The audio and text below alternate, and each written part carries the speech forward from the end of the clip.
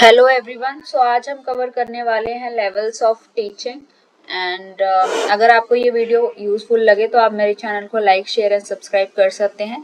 साथ ही अगर आपको कोई टॉपिक सजेस्ट करना है तो आप मुझे सजेस्ट कर सकते हैं। मैं कोशिश करूंगी उस टॉपिक पर वीडियो बनाने की। सो अभी स्टार्ट करते हैं। Teaching is a purposeful activity aimed at bringing about a desirable change in the behavior of learners. So teaching क्या है? एक purposeful activity है जिसका मोटिव क्या है कि आपने डिजायरेबल चेंजेस लाने हैं बच्चे के अंदर, उसको आपने नॉलेज प्रोवाइड करनी है, उसका एटीट्यूड चेंज करने में हेल्प करनी है और स्किल्स उसको सिखानी है जो उसको आगे हेल्प कर सके। It involves an interaction between a teacher experienced person and a student in experienced person. So यहाँ पे इंटरेक्शन हो रही है बच्चे की और टीचर की। जो टीचर है वो हमारे क्या है? एक्सपीरियंस्ड है एंड जो बच्चा है वो अभी इनएक्सपीरियंस्ड है। The goal of teaching is to ensure the holistic development of a learner's personality by enhancing their knowledge, skills and thinking abilities. So यहाँ पे टीचिंग का गोल क्या है कि बच्चे का होलिस्टिक डेवलपमेंट हो, बच्चे की जो पर्सनालिटी है वो डेवलप हो। बच्चे को आपने क्या करना है? उसकी नॉलेज को एनहांस करना है, स्किल्स को और उसकी थिंकिंग एबिलिटीज को इम्प्रूव या फिर एनहांस करना है। Teachers must consider the developmental stage of learners while teaching, ensuring that appropriate educational objectives are achieved.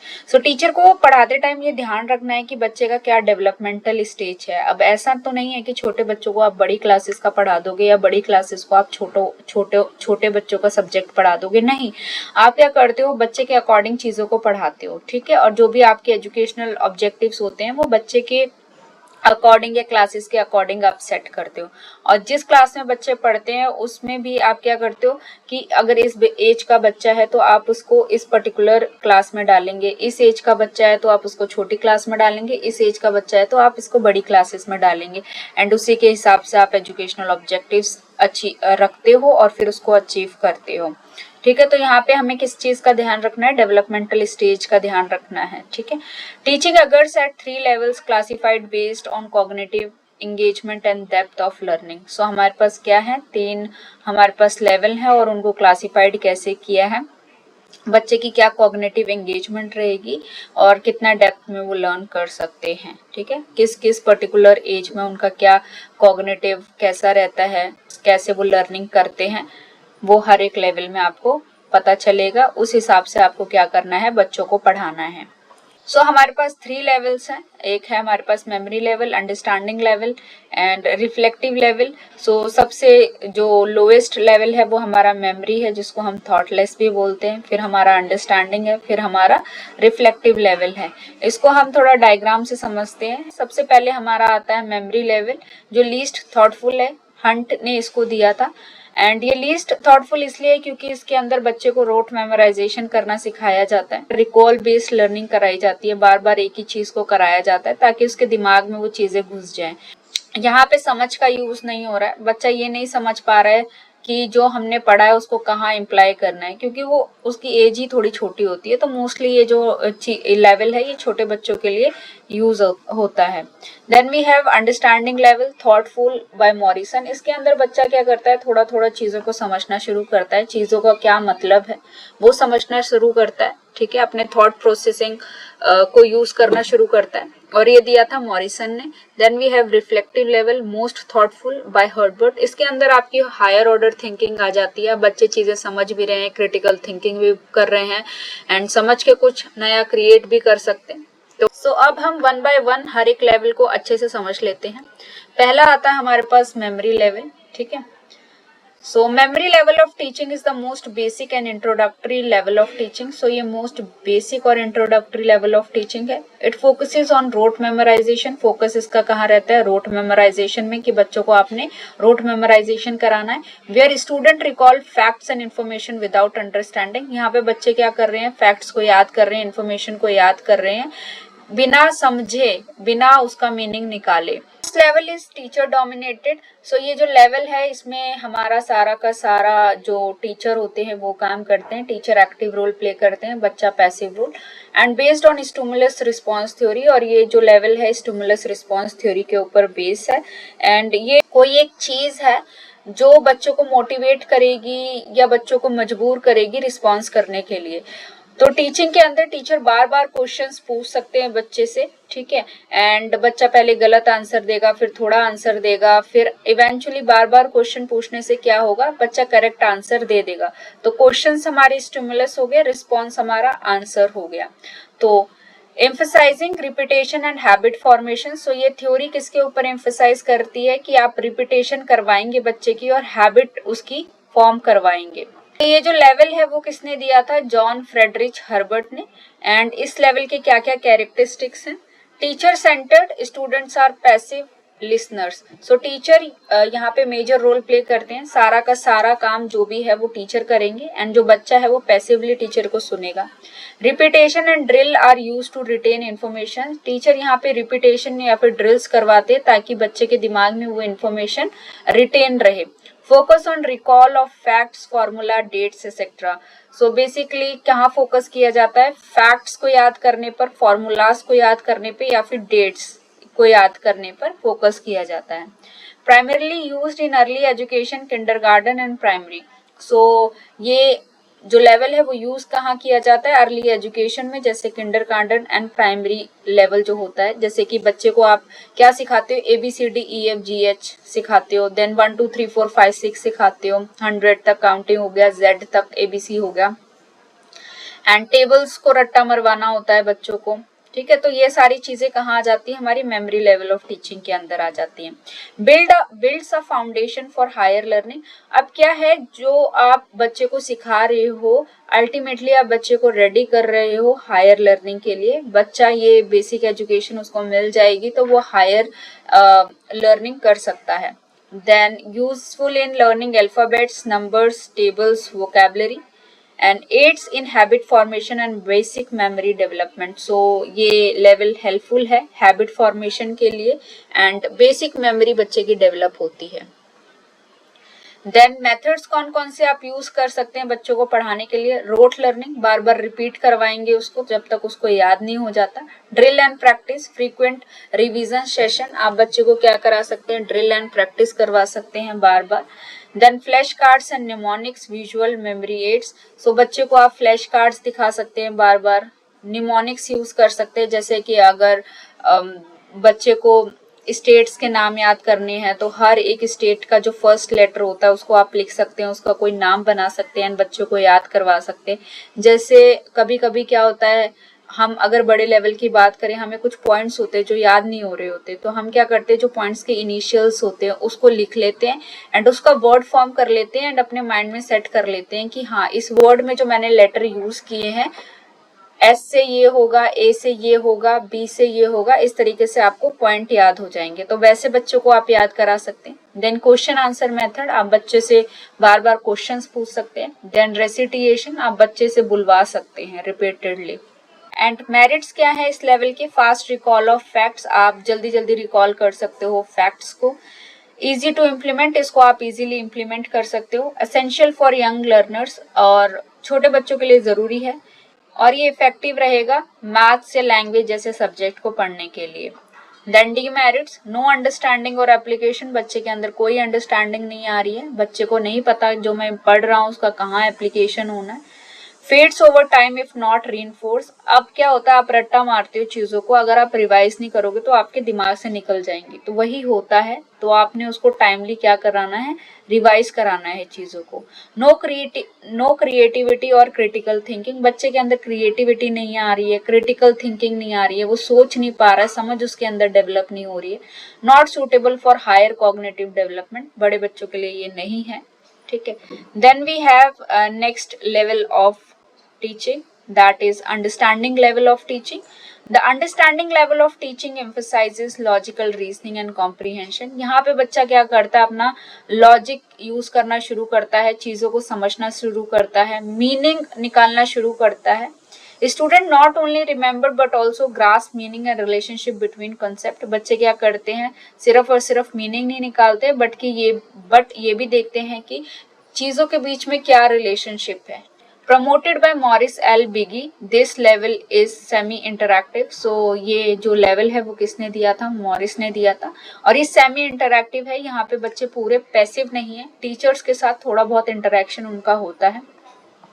अलाइंग सब students in involvement under teachers guidance. तो कुछ जो बच्चे होते हैं वो क्या कर सकते हैं, टीचर्स के साथ बातचीत कर सकते हैं, टीचर उनको गाइडेंस प्रोवाइड कर सकते हैं।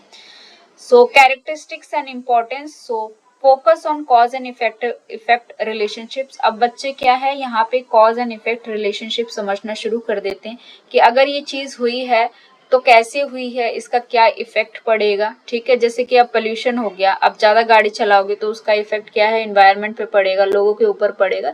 तो ये सारी चीजें बच्चे समझना शुरू कर देते हैं। Encourages logical thinking and conceptual clarity.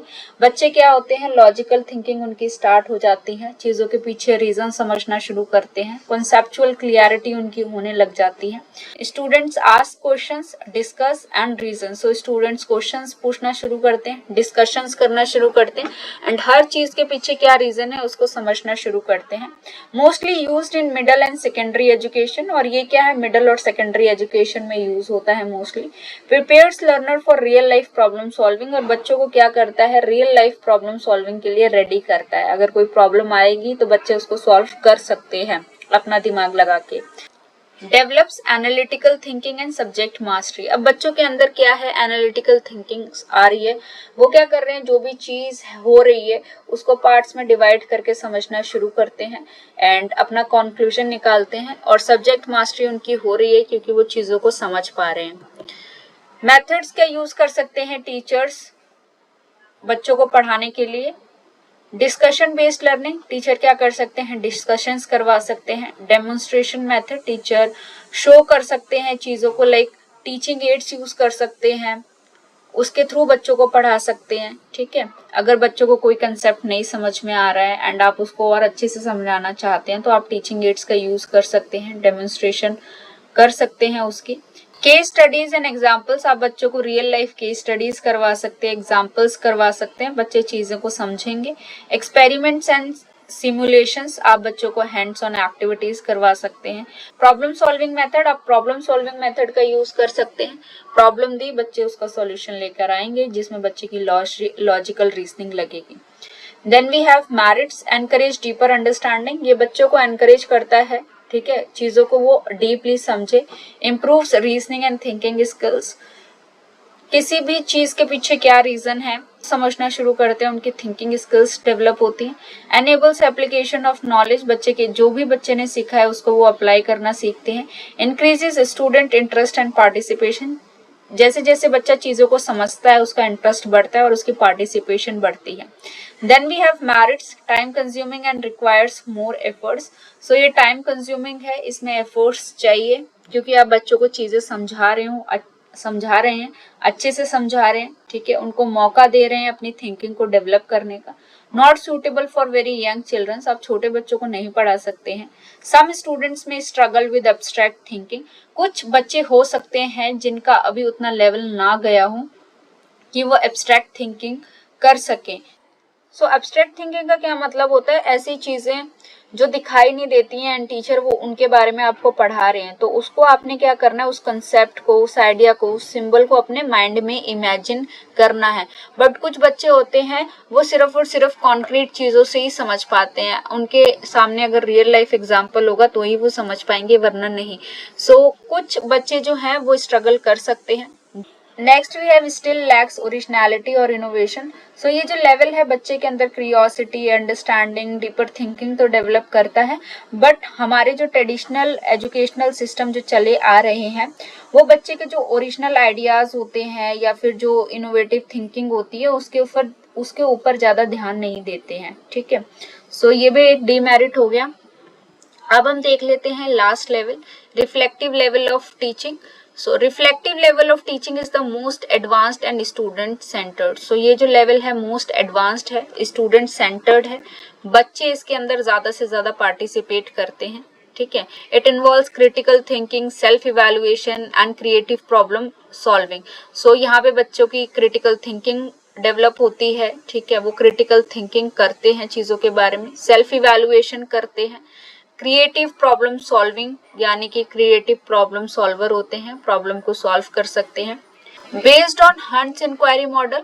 सो ये जो लेवल है वो तो हमारा हर्बर्ट ने दिया था, बट बेस्ड किसके ऊपर है, हंट्स के इंक्वायरी मॉडल के ऊपर।